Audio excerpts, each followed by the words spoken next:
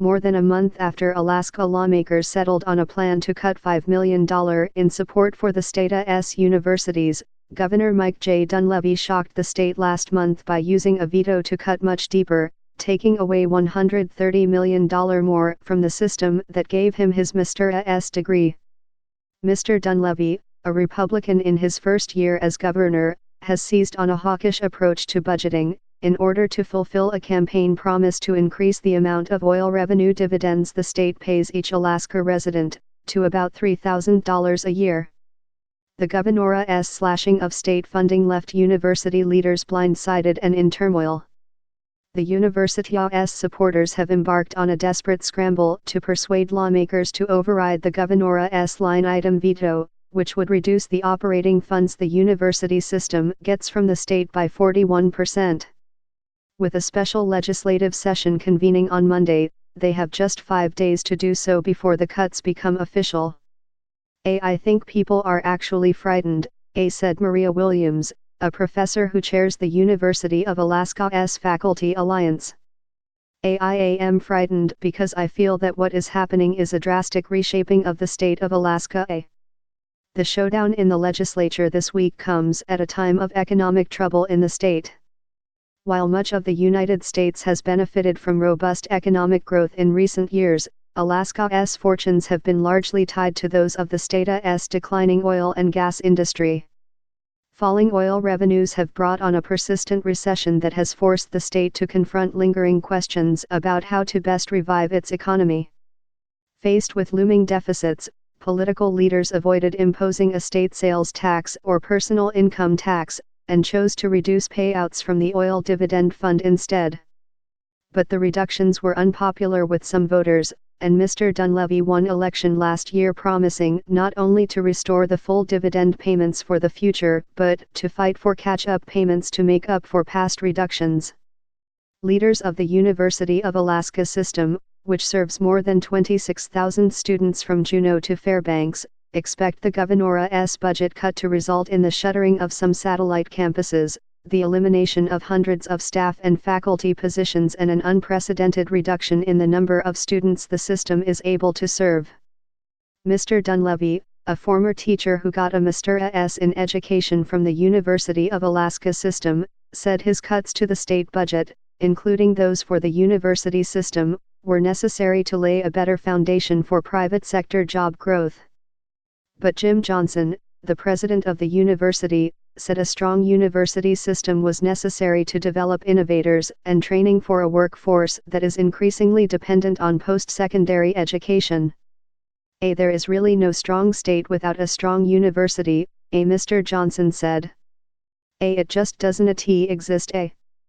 During his campaign last year, Mr. Dunleavy vowed to balance the state's budget while avoiding new taxes, and to provide Alaskans with bigger payouts from the Alaska Permanent Fund, which holds oil revenue for later distribution.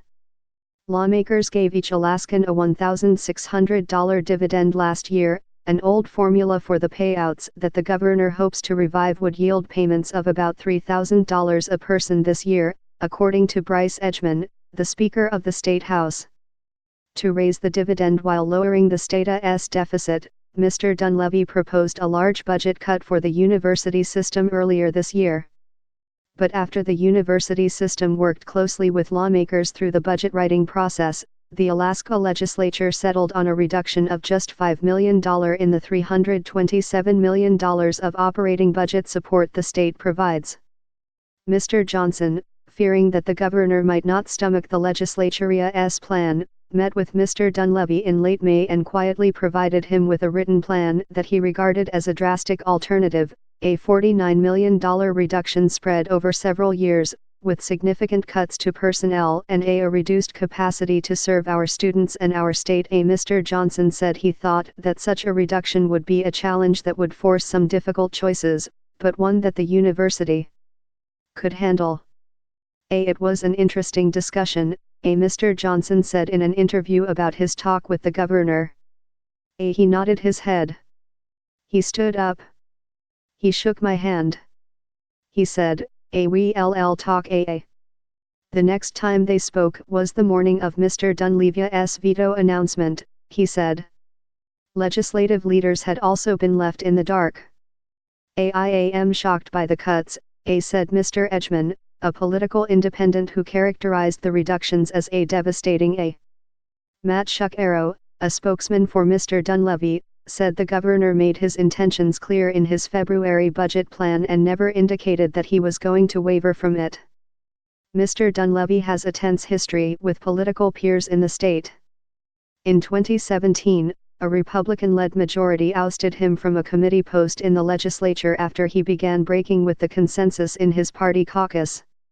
Last year, his predecessor as governor, Bill Walker, an independent, dropped his bid for a second term and threw his support behind the Democratic challenger, Mark Begich, in the hope of preventing Mr. Dunleavy from winning the governor's office. Along with the cuts to the university, Mr. Dunleavy also used his veto to push deep spending reductions elsewhere in the state budget. He eliminated funding for the Alaska State Council on the Arts, for public television and radio, and for a benefits program for older people. He also cut $334,700 from the state's appellate court system, writing in a veto document that the amount reflected the cost of government-funded abortion services. Mr. Dunleavy disliked a state Supreme Court ruling earlier this year that struck down state regulations that would have curtailed abortion coverage under Medicaid. Despite all the cuts, the governor did not manage to completely close the state's budget gap, which has grown in recent years as oil prices and revenues have declined and the state's economy has been in recession. With a gap of hundreds of millions of dollars still remaining, Mr. Dunleavy suggested in announcing the veto that more cuts could be coming. Next year, it's our goal to complete this process, Mr. Dunleavy said. Overriding the governor's veto would require a 3/4 majority of the state's 60 representatives and senators. More than half of them are Republicans. Republican Party officials have celebrated Mr. Dunleavy's actions in recent days, among them the state chairman, Glenn Clary, who said last week that the governor understood that the state must live within its means. Alaska's economic future is in good hands with our governor and his staff, Mr. Clary said. As the legislature begins its special session on Monday, university leaders plan to mount a demonstration outside the Capitol in Juneau. Mr. Edgman said he was seeing increasing public pressure for lawmakers to restore the university's funds and avoid cuts that would reshape the institution. He supports overriding the veto, but said it was not clear whether it would be possible. We re-close, but we re-down a handful of votes, Mr. Edgman said. Anticipating that it will have to implement the budget cuts, the university system has already issued furlough notifications to its staff, which would require employees to take 10 days off without pay. Mr. Johnson has also announced restrictions on hiring, travel and procurement. University leaders plan later this month to declare financial exigency, a step that would let them expedite the process of eliminating programs and laying off employees, including tenured professors. One challenge in doing so, Mr. Johnson said, is that the university system cannot leave students hanging, and must provide them with a path to finish their degrees. Ms. Williams said that while the university system may need to undergo changes, the extreme nature of the cuts will be detrimental. She said she was concerned that the turmoil would lead to an exodus of key faculty and staff members from the state and potentially an exodus of prospective students as well. Obviously, this governor doesn't value education, said Scott Downing, president of the Faculty Senate at the university's Anchorage campus. The scope and size of these cuts is unconscionable. In the meantime, university leaders and supporters have been lobbying lawmakers by phone, by email and in person. On Monday, they plan to gather at the Capitol in Juneau and begin a final push for a veto override.